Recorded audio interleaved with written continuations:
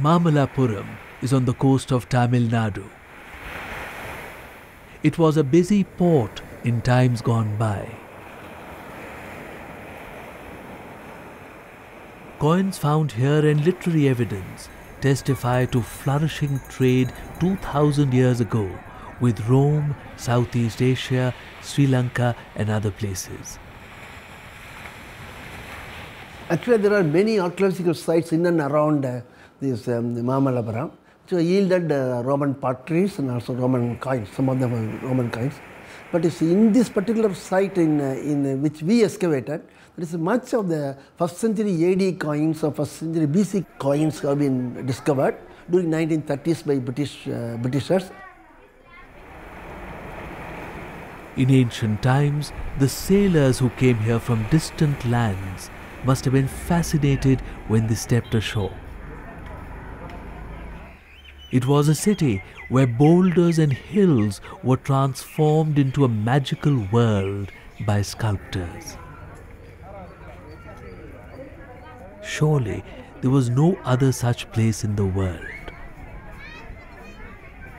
Mamalapuram, what used to be called Mahabalipuram, is really the beginning of art and architecture in Tamil Nadu. And the transition from rock cut to structural architecture is there, and we have this fantastic mix of cave temples, of monolithic temples, of structural temples, all embellished with the most beautiful and the most refined sculptural compositions. And there is no doubt that late 7th, early 8th century Pallava sculpture was never really surpassed in the whole history of Tamil art.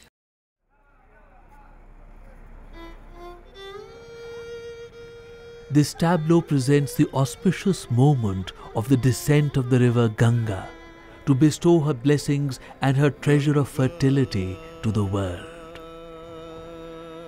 Some scholars have also interpreted this scene to be of the penance of Arjuna, the hero of the epic Mahabharata. A deep cleft in the rock has been artfully used to represent the great river as she descends. We see Bhagirath, the sage, performing great penance and imploring Shiva to bear the force of the fall of the river. Next to him stands Shiva, whose gesture indicates that he is granting a boon to the ascetic. Nagas and Naginis, divine serpents who live in the waters, are made swimming up the river. A teeming world in a forest has been created. About 100 figures of animals, men, women and divine beings all turn in reverence towards the life-giving river. These have all been made approximately life-sized and with great sensitivity and naturalism.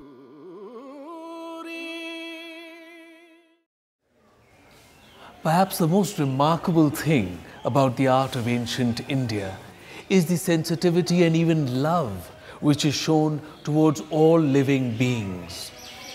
We see here not only the close observation of the life of animals, but even tenderness which is expressed in the manner in which the cow licks her calf while she is being milked. Again, in the whole history of Indian sculpture, you won't see anything which is more naturalistic and more delicately rendered.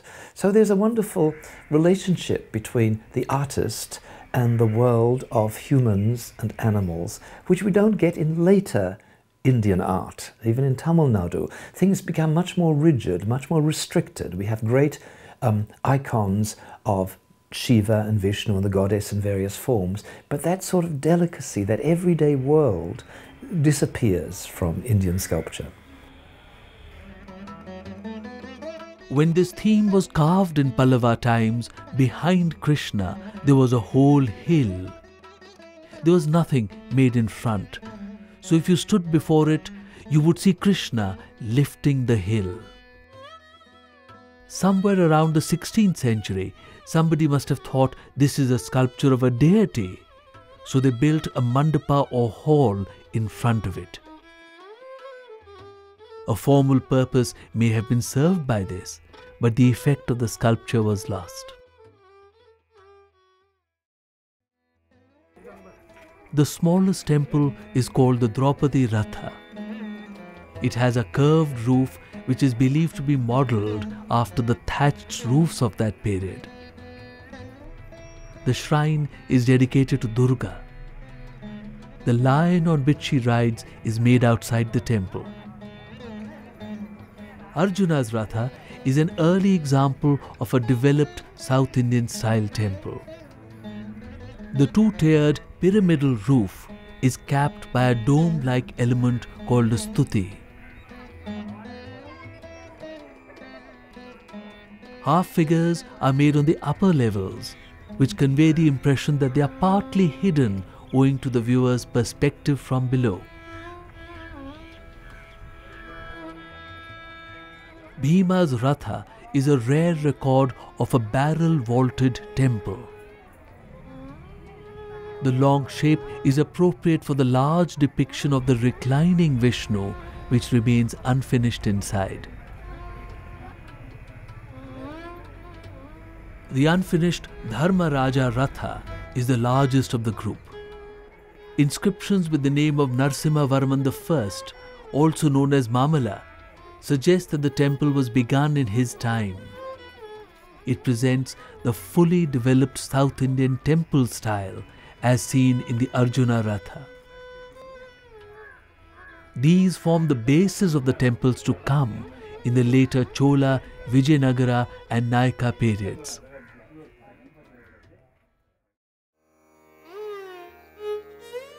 What gives the art of ancient India a special place is its vision of the world, a view which sees the same in each of us, in men and women, in animals, even in plants and trees.